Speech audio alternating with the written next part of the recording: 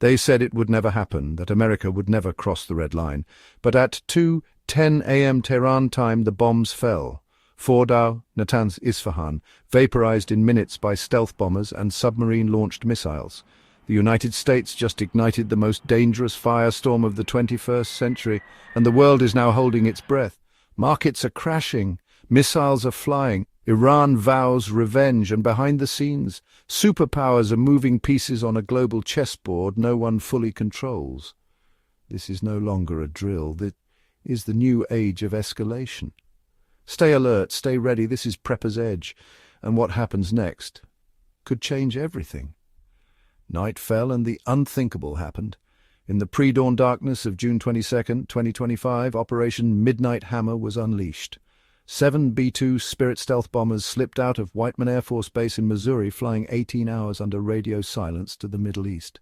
To mask the attack, decoy B-2S flew west over the Pacific, fooling Iranian radars, while the real strike package refueled in mid-air and approached Iran from the east. This elaborate deception ensured Iran's air defenses were looking the wrong way until it was too late. At approximately 2:10 a.m. Tehran time, the first B-2 opened its bomb bay. It dropped 2 GBU-57A/B massive ordnance penetrators, 30,000-pound bunker-buster bombs, onto Iran's underground Fordow uranium enrichment site. This was the first ever combat use of the 15-ton MOP bunker buster, and it hit with devastating force. Moments later, more B-2S rained, a total of 14 bunker busters on Fordow and the Natanz enrichment facility. The strikes shook the earth, punching deep into mountain hideouts where centrifuges once hummed. At Fordow, a fortress buried under 80 meters of rock, satellite photos later revealed gaping craters scorched into the mountain. Tunnel entrances to the underground lab were collapsed by the blasts. At Natanz, imagery showed a fresh 5-meter-wide hole in the soil above its enrichment halls. In seconds, 2 of Iran's most vital nuclear sites were reduced to burning rubble. At the same time, dozens of Tomahawk cruise missiles whooshed out of a U.S. Navy submarine in the Arabian Sea. Over 24 Tomahawks slammed into the Isfahan Nuclear Technology Center, a key atomic research hub, obliterating buildings and infrastructure. Video from locals showed fireballs on the horizon as warheads found their marks. In total, about 75 precision-guided munitions were employed in the blitz. The strike package was massive, coordinated and completed in under 30 minutes. By sunrise, Washington declared the mission a success. "We devastated the Iranian nuclear program," U.S. Defense Secretary Pete Hegseth announced. Initial battle assessments showed extremely severe damage at all 3 targets. President Trump hailed the massive precision strikes as a spectacular military success, boasting that the sites were completely and totally obliterated. U.S. officials noted that Iranian air defenses never managed to fire a shot. The stealth bombers slipped in and out undetected thanks to deceptive tactics and Iran's degraded radar coverage. As one general put it, our B-2S went in and out without the world knowing at all. Iran, however, painted a different picture. The Atomic Energy Organization of Iran confirmed the strikes hit Fordow, Natanz, and Isfahan, but insisted Iran's nuclear program would not be stopped. Tellingly, Iranian authorities said they had evacuated personnel beforehand. The Iranian Red Crescent reported no deaths from the U.S. attack. If true, Iran may have seen this coming and cleared its people out. Iran's health ministry claimed the few wounded showed no signs of radiation exposure, a small relief amid the carnage. The UN's nuclear watchdog, the IAEA, also noted no detected radioactive leaks off-site after the bombings. Still, the geopolitical earthquake was undeniable.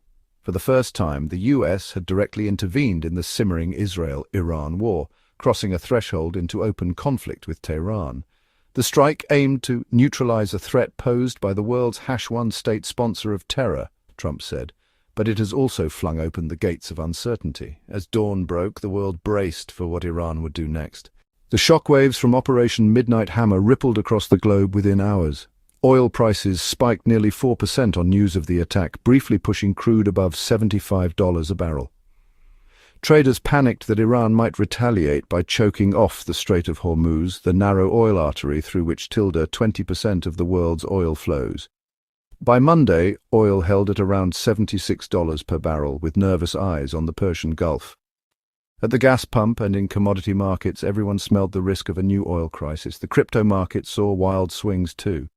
Bitcoin plummeted below $100,000 Sunday in a knee-jerk sell-off as investors fled risk. Nearly $600 million in bullish crypto bets were liquidated amid the chaos.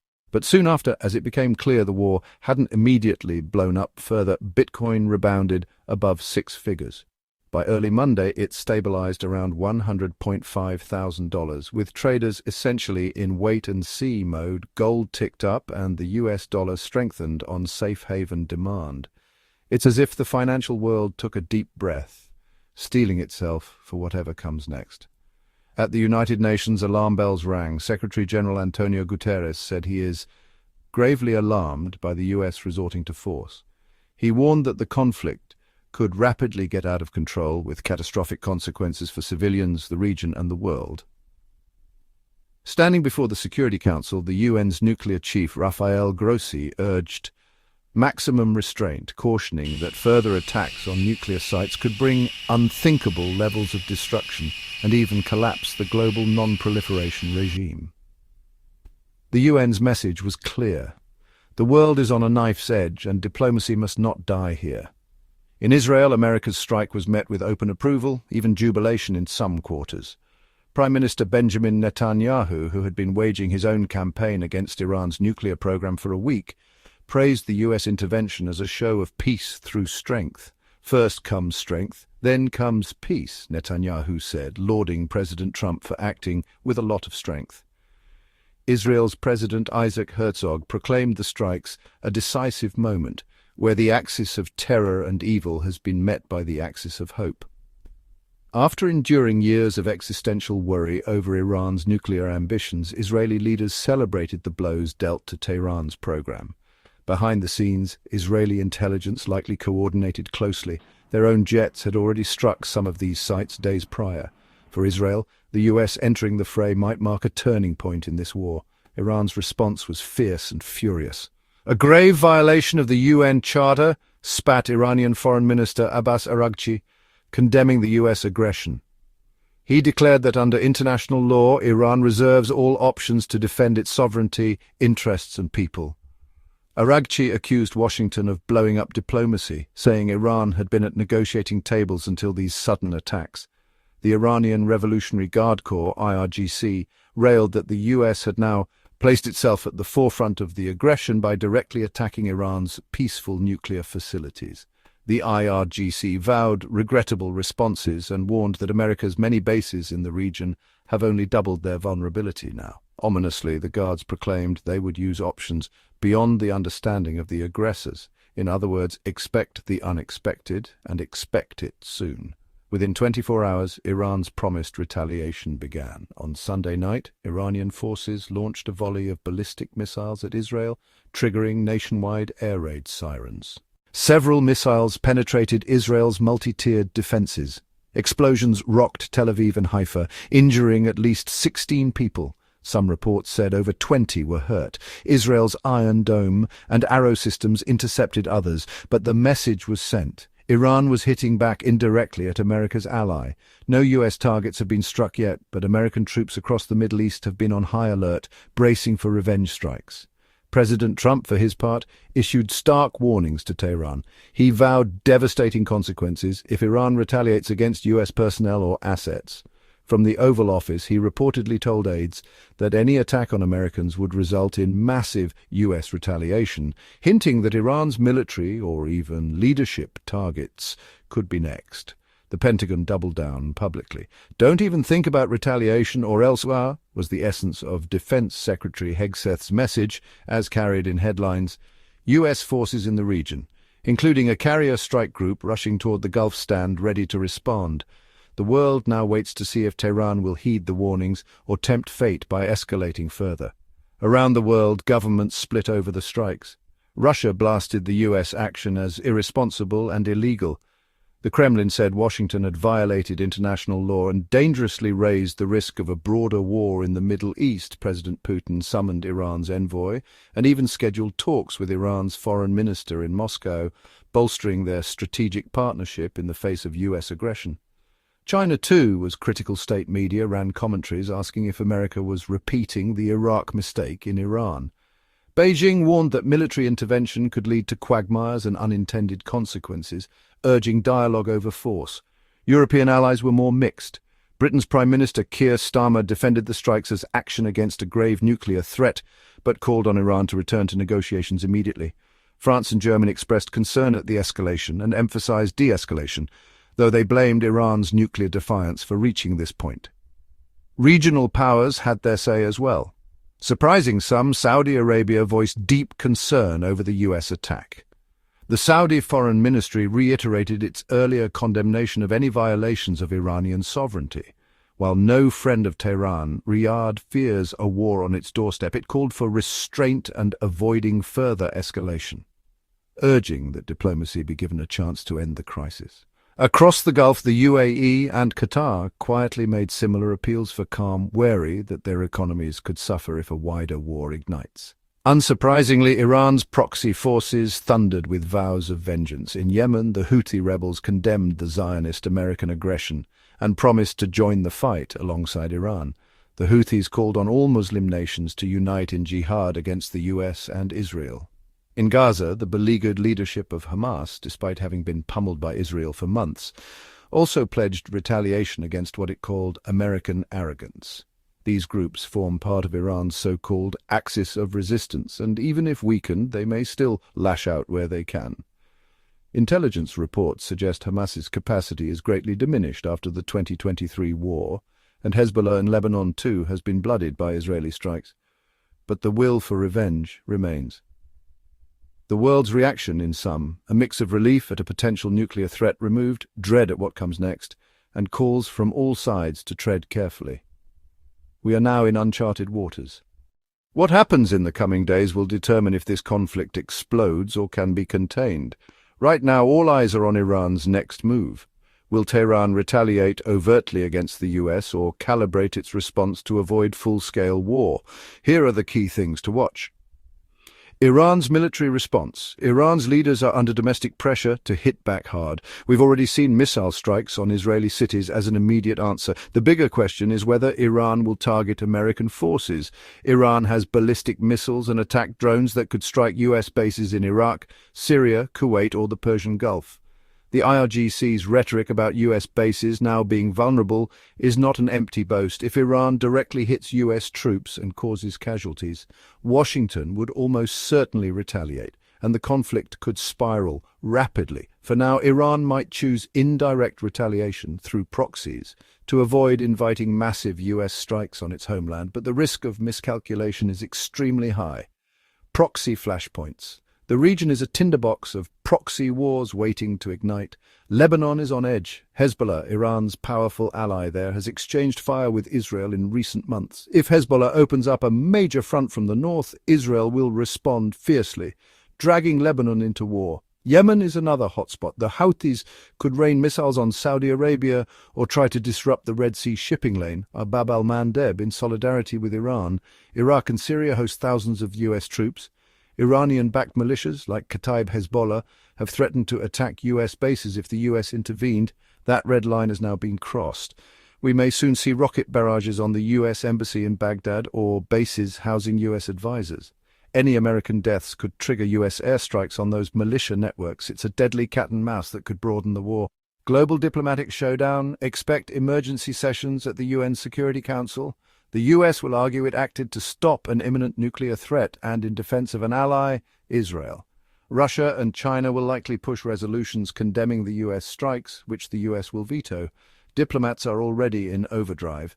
Back-channel messages between Washington and Tehran via Oman, frantic visits by European envoys trying to revive talks.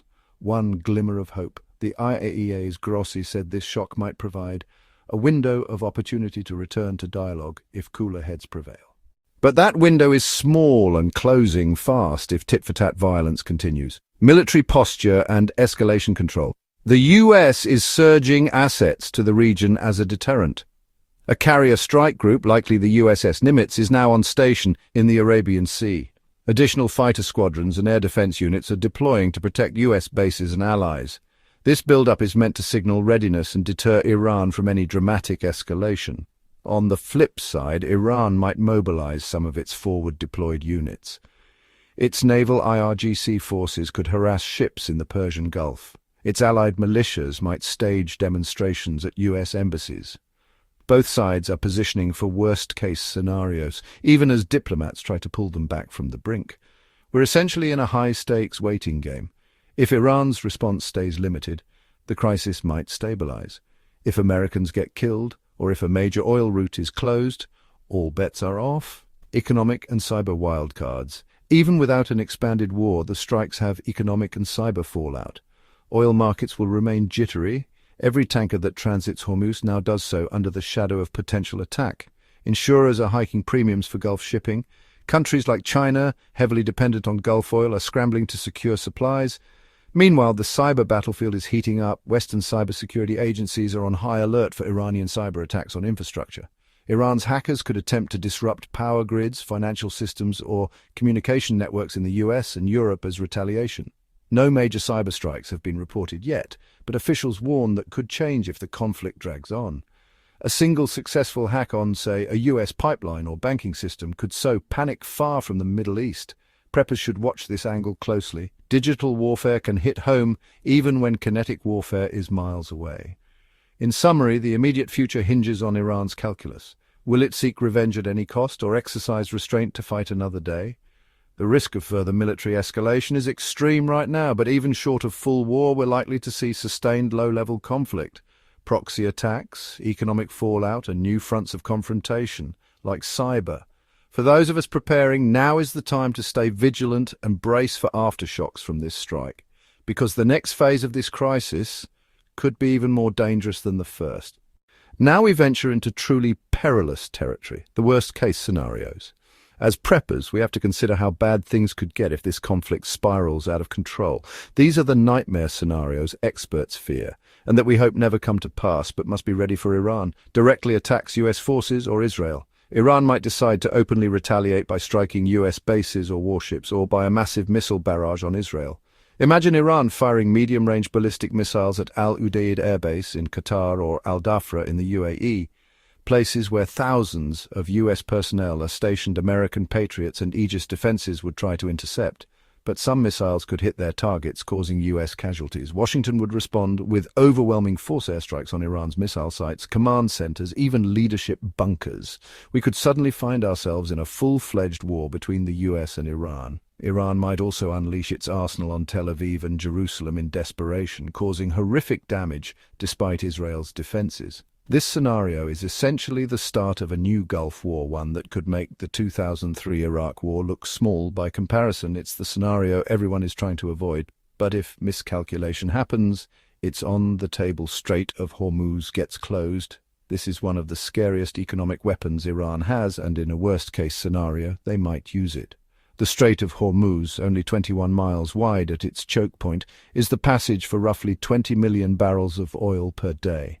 Iran's Revolutionary Guard Navy could lay mines, sink ships, or position anti-ship missiles along its coast to completely shut down Hormuz. If that happens, oil tankers stop moving.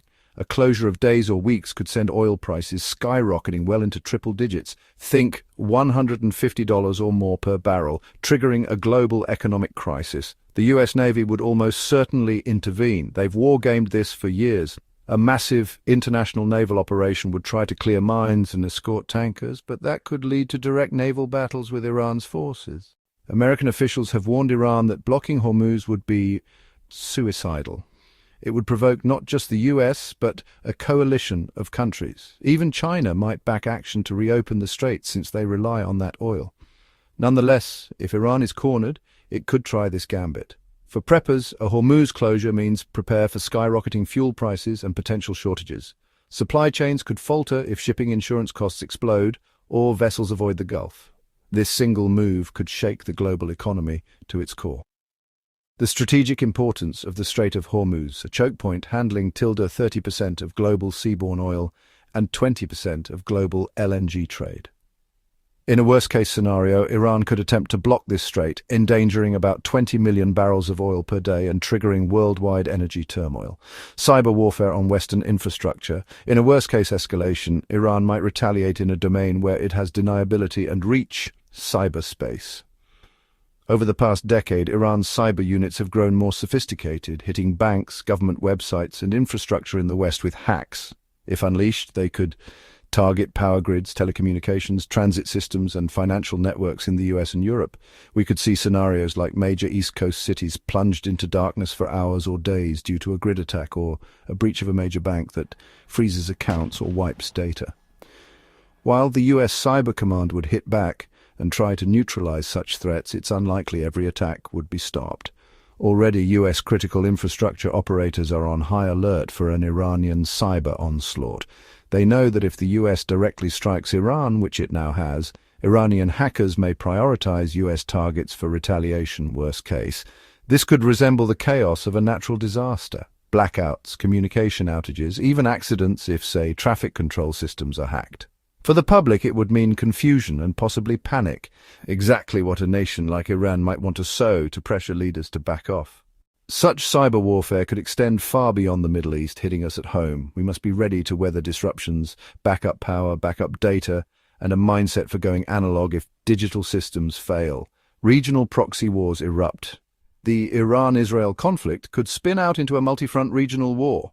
Worst case, Iran's proxies across the Middle East all engage full force. In Lebanon, Hezbollah, despite being weakened, could unleash its arsenal of tens of thousands of rockets on Israel, drawing a massive Israeli invasion of Lebanon. That war could devastate Lebanon and also tie down Israeli forces. In Syria, Iranian forces and Shia militias might attack the remaining US troops or Israeli jets, turning Syria into an active battlefield between Iran and Israel-US. In Iraq, Iranian-backed militias, like Kataib Hezbollah, Asaib al-Haq, could assault the US embassy in Baghdad, or bases housing American soldiers. They even threatened to target Gulf Arab states if the US got involved, potentially firing missiles at UAE or Saudi Arabia to make the US lose trillions and pressure those governments. In Yemen, the Houthis might go beyond sporadic missile shots, perhaps launching a full campaign to hit Saudi oil facilities, as they did in 2019, or engaging US Navy ships in the Red Sea. And let's not forget Palestine. While Hamas is severely battered, a new front in Gaza or the West Bank could erupt in sympathy. The worst-case outcome is a regional conflagration: Israel fighting on multiple fronts, US forces fighting Iran's proxies across the region, and civilian populations caught in the crossfire from Beirut to Sana'a. It would be the Middle East's worst war in decades, possibly since Wenchu in scale. The humanitarian toll would be staggering, and it could last months or years, destabilizing the entire world economy and political order. It's effectively a scenario of a wider Middle East war, something that would have dire consequences for all of us, no matter where we live. Nuclear proliferation nightmare. Ironically, the strikes meant to stop Iran's nuclear capability could trigger a new nuclear race. In a worst-case outcome, Iran might emerge from this convinced that its only real security guarantee is an actual nuclear weapon, the very thing the world tried to prevent. Tehran could kick out IAEA inspectors, withdraw from the Nuclear Non-Proliferation Treaty, and sprint toward building a bomb in secret. If they have hidden enriched uranium, and some Iranian officials have hinted they stashed materials in secure locations, they might try to assemble a crude nuclear device, or at least demonstrate a nuclear breakout as a form of deterrence. A desperate Iran could even reach out to nuclear-capable allies, North Korea for instance, for technology or material. The nightmare scenario would be waking up to news that Iran has tested a nuclear device underground, a geopolitical game-changer that could shatter the global non-proliferation regime. As IAEA's Grossi warned, if diplomacy totally collapses, the non-proliferation system could crumble and fall. Moreover, if Iran were to go nuclear, other nations might follow. Saudi Arabia has hinted it would seek nuclear weapons if Iran got them. Turkey or Egypt could consider the same. The Middle East could become a multi-nuclear powder keg, an almost unthinkable scenario. Even short of an actual weapon, Iran could begin enriching uranium to 90% weapons grade in open defiance, cutting the breakout time to weeks. That in turn might trigger more preemptive strikes from Israel or the US, feeding a vicious cycle. For preppers, a proliferation scenario raises the spectre of nuclear brinkmanship, something not seen since the Cold War, and the need to prepare for nuclear contingencies, fallout preparedness, etc. It's a scenario of last resort, but one we have to acknowledge. These worst-case scenarios are daunting, even terrifying. We pray they never come to pass, but preparation is about foresight. We've just witnessed events many said would never happen, US bombing Iran's nuclear sites. Yet here we are, so we must steel ourselves for even worse possibilities just in case. The world changed in one night with Operation Midnight Hammer. A clandestine nuclear threat was met with decisive force, but the repercussions are still unfolding. To recap, the US struck Iran's key nuclear sites and achieved major damage. Iran and its allies are vowing revenge, and already missiles have flown and global markets have wobbled. We stand at a precipice between a contained crisis and a spreading war. For those of us in the preparedness community, this is a moment to stay alert, informed and ready. Here are key things to prepare for in the near term. Energy shock. Anticipate surging fuel prices and potential shortages. If you haven't already, consider topping off fuel reserves for your generator and vehicles. Higher transportation costs could also drive up food and goods prices. A Hormuz disruption or just prolonged tensions can send oil higher. Have a plan for conserving fuel and staying warm if heating oil or gas gets costly. Stock up on critical supplies before prices climb further. Cyber and infrastructure risks. As discussed, cyber retaliation is a serious concern. Be ready for possible temporary disruptions, power outages, telecom blackouts, banking system glitches. Keep some cash on hand in case ATMs or card networks go down. Cyber attacks on financial networks have happened before. Have backup lighting, flashlights, batteries, a full fuel tank in your car, and alternative ways to get news like a battery-powered radio if the internet or TV networks get hit. Ensure your important data is backed up offline. Vigilance is key. Don't click suspicious links. Cyber warfare can target individuals too via phishing. In short, raise your cyber hygiene and have a low-tech backup for essential needs. Civil unrest and security. Geopolitical crises can stir domestic unrest as well. We could see protests, anti-war demonstrations, or conversely rallies of support that, in some cases, turn unruly. There's also the risk of lone actors or extremist groups taking advantage of the chaos. Maintain situational awareness in your community. If shortages or outages occur, sometimes that brings out looters or desperate individuals. Make sure your home security is sound locks, alarms, self-defense training if appropriate.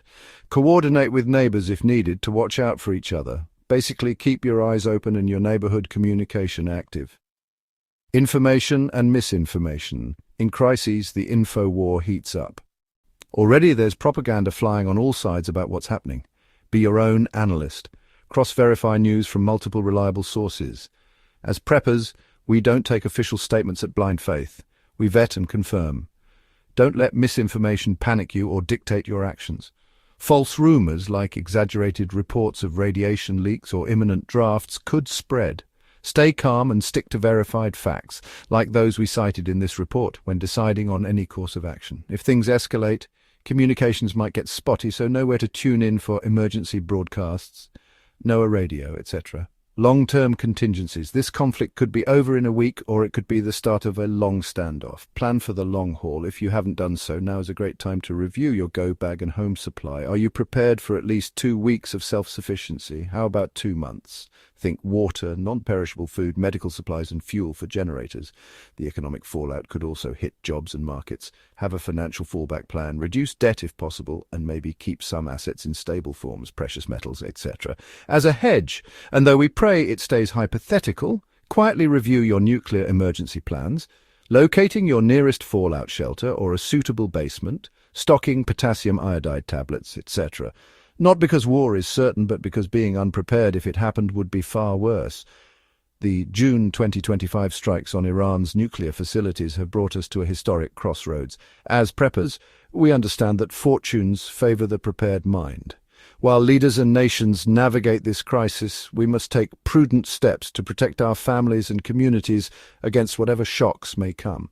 We've walked you through the events of Operation Midnight Hammer, global reaction from markets to governments, the scenarios to watch for next, and the dire possibilities if things unravel further. It's a sobering picture, but not a hopeless one. By staying informed and prepared, we tilt the odds in our favor. Double-check your preps, support one another, and pray for the best, even as we brace for the worst. The world may be edging toward chaos, but here at Prepper's Edge, we'll continue to keep you updated and ready. Stay safe, stay alert, and as always, hope for the best, but prepare for the worst. This is Prepper's Edge, signing off for now. Edge family, we've got this together.